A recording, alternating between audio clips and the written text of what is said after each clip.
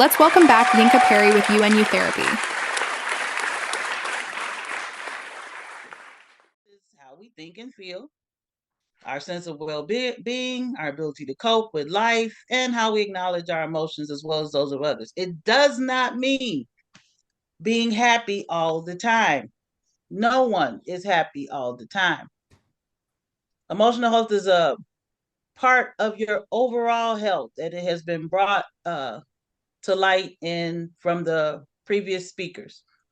So people who are emotionally healthy are in control of their thoughts, their feelings, their behaviors, and they just feel good about themselves and have good relationships. These are some factors that can influence your emotional health. I know all of us have experienced some of these in some form or fashion. Again, everything that happens to us can affect our emotions. Okay. Here are some other ones. And like I said, you may not even think of these as affecting your emotional health. Case in point, changes to your eating or sleeping patterns. Feeling irritable. Obviously, that's a good one. You feeling irritable. It's like, okay, something's not right. But fatigue or lack of energy, you just think like, oh, well, I just was too busy. No, that can actually affect your emotional health.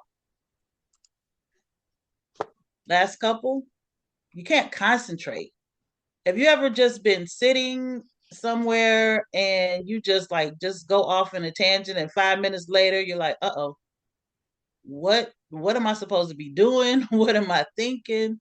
Or hey, I've been guilty of this while driving. And I just go off somewhere and it's like, uh-oh, I am so glad I didn't hit anybody because I have no idea what I've been thinking or concentrating on for the last 15 minutes of driving. Hmm. Luckily, my children didn't know that because most of the time we were driving along the highway. So, and that takes this Psalm 38:4. My guilt has overwhelmed me like a burden too heavy to bear. Us as women, that is one of the biggest things that we hold on to, and it's guilt. And it's sometimes it's not even our guilt. We've taken on stuff from other people because we're just empaths by nature. So we're trying to help other people, not realizing we're adding to our own emotional health. Here's some of the self-care for your emotional health. Always be aware of your emotions. Notice what in your life makes you sad, frustrated, or angry, and try to address those things. Express yourself. Let people close to you know when something's bothering you. Keeping feelings of sadness or anger inside adds to stress, and it can cause problems in your relationships at home, work, or school. Think. Give yourself time to think and be calm before you say or do something you might regret. As Michelle just told us, that technique, PBRC. Manage your stress. Easier said than done. Learn methods to cope with stress. These could include deep breathing, meditation, exercise, as was just told us, exercise is paramount. Strive for balance. Find a healthy balance between work and play, between activity and rest. Make time for the things that you enjoy. Focus on the positive. Okay, because we're quick to see the negative, but it's hard sometimes to see the positive. Like we say, the light at the end of the tunnel, but somebody's like, nah, that's a train coming. It's like, no, it's a light. Just let it be a light. Take care of your physical health. We've talked about that. Exercise, eat healthy, get enough sleep. Sleep is just something, is free. It don't cost anything. It's very easy to do. Don't abuse drugs or alcohol or other forms of things that we shouldn't put in our body. Try to keep your physical health from affecting your emotional health. Connect with others. Make a lunch date. Join a new group. Say hi to strangers. We need positive connections with other people. Hopefully, by the end of this, we would have all made some connections with the people in attendance. Find purpose and meaning. Figure out what's important to you in life and focus on that. This could be your work, your family, your friends, volunteering, caregiving, something else. Spend time doing what feels meaningful to you. As stated here in Numbers 11 and 14, I cannot carry all these people by myself. The burden is too heavy for me. Some things we just got to put it down because it's not meant for us. Okay, these two letters, albeit a very small word, is a very powerful word. No. How hard is it for us to just say no? Because we think we have to take on the world. So, no, we can't say no. But that leads us into boundaries when we say the word no. And boundaries are just lines that we draw for ourselves in terms of our level of comfort. And boundaries can be physical, verbal, or just your own personal space. We have to have boundaries. Most of the time, we see boundaries as keeping things out, not necessarily. Boundaries can be keeping things in, i.e., our emotional health, our physical health, our spiritual health. We have to set a boundary because we cannot be available to everyone if we're not available to ourselves. And that's something as women we just forget to do. As I had said earlier, you have a priority list. Are you on it? Are you on your own list? Have you ever been on your own list? Put yourself on your list and make a boundary that I'm staying on my list. I don't care about it. Not that I don't care about other people, but I care about me more. You have to care about yourself more than you care about others because you won't have anything to give them if you haven't taken care of yourself. So there's that boundary of keeping things in versus out. Different types of boundaries. Like I said, rigid boundaries where just everybody, no, no, no, no. Everybody's out. Everybody's out. That's not healthy. And then a weak boundary where you just can't say no. That's not healthy either because we need each other. But there comes a time when I say you need yourself more than you can do for somebody else. Yes, we are caregivers by nature, but if you don't care for self, you're no good to anybody else in any way, shape, or form. So again, that little bitty word carries so much weight, and it's good for self. These are healthy boundaries. Autonomy. So you reduce codependent habits. Sometimes we don't even realize when we're codependent on others. Like, let's just say, for example, you want to go see a movie and you've made plans, and then at the last minute, everybody says, no, I don't want to go. So what do? You sit at home and now you're mad. It's like, they told me da da da da da da da. But what could you do? I'm going by myself. Okay, I may not have anybody right next to me to laugh with, but I am enjoying my time by myself, engaging in something that will aid me in positive emotional health. Set expectations when interacting with others. If just as it was said, you set expectations with God, you expect something to happen. Same goes for people. You can't give people excuses for letting you down when you have an expectation of them. Because that, again, that is hurting your emotional health because you will constantly keep giving people chance after chance after chance, but you're hurting yourself in the process. Sense of empowerment and self-respect. Oh, yes. You, as we said in one of our pause sessions, you are God's daughter. Good, bad, or indifferent, you're still God's daughter. Remember that. Hold on to that. Embrace that. You are worthy of any and everything that God has for you. Always remember that. Again, your physical and emotional comfort.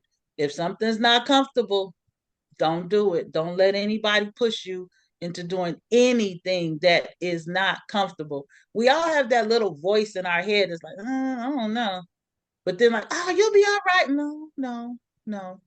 Somebody wants to take you somewhere, I really don't go to that side of town, or I don't really do that type of thing, but this is your friend saying, no, it'll be all right. But that little voice is telling you, that's not for you. Listen to it and just don't do it. Don't engage in that activity. Don't allow someone to emotionally hold you hostage. Because I'm sure when probably as teens, well, everybody's doing it, or you don't love me if you don't do it. Well, I guess I just don't love you. How about that? Okay, because I have to look out for me, because I have to live with myself the next day. I have to be able to look in the mirror the next day. And if I can't do that, then I definitely shouldn't be engaging in whatever activity that is. Clarify responsibilities in a relationship. Too many times we allow people to get away with stuff. Again, we make excuses. If you're in a relationship where you don't feel safe, then that probably is not the relationship for you. If you're in a relationship where, like for example, in the beginning, the honeymoon phase, we are attentive, we're agreeable, and then the honeymoon ends. But we haven't said to our partner, I really like it when you call me every day or acknowledge me in some positive way. We don't tell them. But that's something that we want. That's something that we need to have a healthy relationship have a healthy boundary in our relationship, but we don't tell them. And then they don't tell us. And so now everybody's just mad and you don't even know why you're mad. You don't know why every time that person says or does something, it just irks you for some reason, because you haven't clarified certain things in your relationship. And then separate your wants, needs, thoughts, and feelings from those of others. We are individuals, even though we are collective. As individuals, we have specific needs, wants, thoughts for ourselves that could probably differ from our significant other, our children. Like, for example, as a parent, you want your child to be the best person they can be. Well, our version, our idea of the best might be different from their version of the best. Do we beat them over the head with our version, and then uh, uh, they try to become that and ultimately become resentful? That happens because from the world standpoint, go to school, get a good job, have a family, and that house with the picket fence, so forth and so on. Well, maybe your child doesn't want that. Maybe you don't want that. But somebody is telling you that's the way it should be. So if you do that, you're going to be resentful of that person. But will you tell them? Probably not. Because one, maybe you don't want to hurt their feelings. But what about your feelings? So make sure you're operating under what you want, need, and feel, and it has nothing to do with another person. Okay, setting boundaries. You have to know what you want in your relationships, regardless of the relationship. As Shelle talked about, we all have friends. Some friends are for a season, some friends are for a reason, some friends are for a lifetime. Know what you need in a friend, in a relationship. Know what works for you, not against you. Because if you don't, you'll just keep flowing in the wind like a leaf. If you don't know exactly what you want and exactly what you will tolerate, talk to the other person about your boundaries. Sometimes we just don't even tell people. I would always tell my kids when they were little, I said, if just somebody every day walks up to you and just pops you in the head every day, and you never say a word, you don't like it, but you've never told them, excuse me, I really would appreciate it if you don't do that. What's their incentive to stop? None, because you haven't said a word. So you have to speak to people about, excuse me, what your boundaries are. Otherwise, you can't get upset with them if they continue to do something that you never told them, hey, that's a boundary for me. I would prefer if you didn't cross it. Which takes us to enforcing the boundaries. You've told someone your boundaries. They choose to not acknowledge them. Well, I guess that's time for that relationship to come to a halt, or we have another conversation. As who's Maya Angelou would say, listen to people when they tell you who they are. Believe them. Simple as that. I personally am a type of person, I look at actions over words, because you can say anything under the sun, but your actions, you can't lie about your actions. So if your words and your actions don't marry up, I'm paying attention to your actions, because I have to make sure that I'm okay with your actions. If I'm not, then something has to change. And then also, in setting your boundaries, make sure you respect others' boundaries.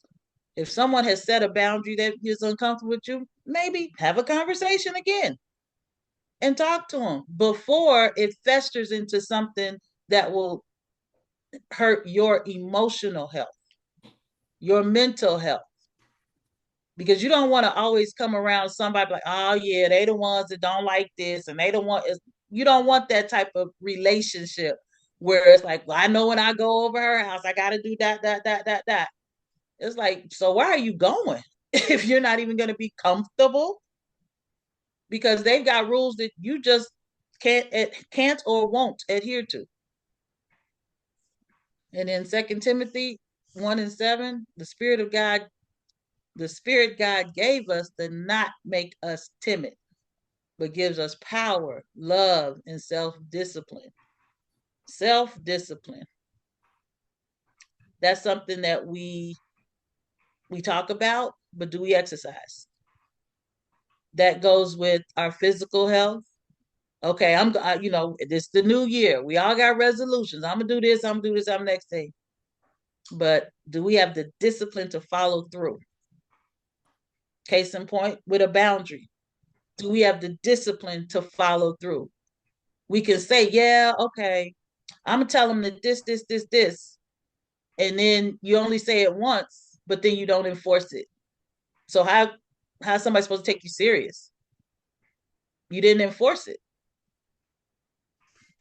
Let's see.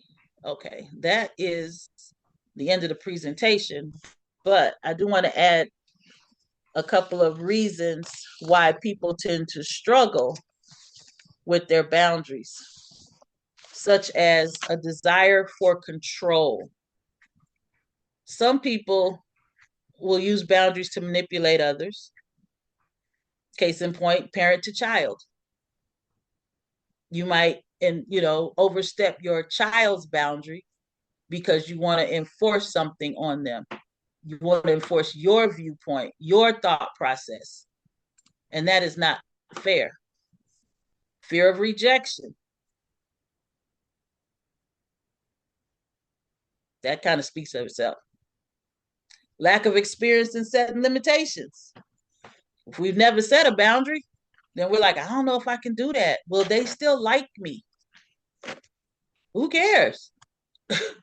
We came in with the exception of multiple births, but ideally you came here by yourself. So why are you overly concerned if other people like you? Over agreeable personality, people pleasers. Whoo! Don't you know people, just like it said, the devil sets out to kill, steal, and destroy? There are people that seek out people pleasers. So you have to watch yourself if you fall into that category, because that will definitely take a strain on your emotional health, because you will feel as though, well, if I don't do this, or this, then they're not going to like me. They're not going to love me. They're not going to spend time with me. No. As I said before, put yourself first. Always find a way to put yourself first. And then low self-esteem. If your needs and your wants aren't worth vocalizing, then who are you?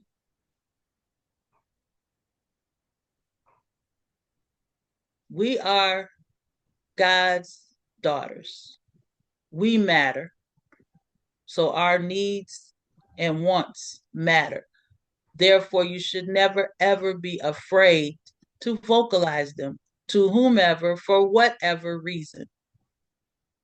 All of these things tie into ensuring you have good emotional health. As we've said before, if you don't fill up, how can you pour out? It's just not feasible. And we talked earlier about crying. I'm not gonna say was, because I still am in that zone where I felt that crying was weakness. So no, I wouldn't cry because I didn't want to appear weak. But it wasn't until a group class when I was in school to become a counselor where it was said, no, crying is a form of release, because you get to that point, some of us, like Shelle said, when she gets upset, she gets angry. Some people, when they get upset, they cry because they're releasing that tension, they're releasing that emotion. Now, have I had a good cry? Probably not, because I tend to hold things in. But I am learning over time with um, not only with the clients that I serve, but my sisters in Christ, that it's okay to let go. It's okay. It doesn't mean you're weak. It doesn't mean you're less than. People won't look at you strange. It's okay. And I want everybody, as I said, make yourself a priority.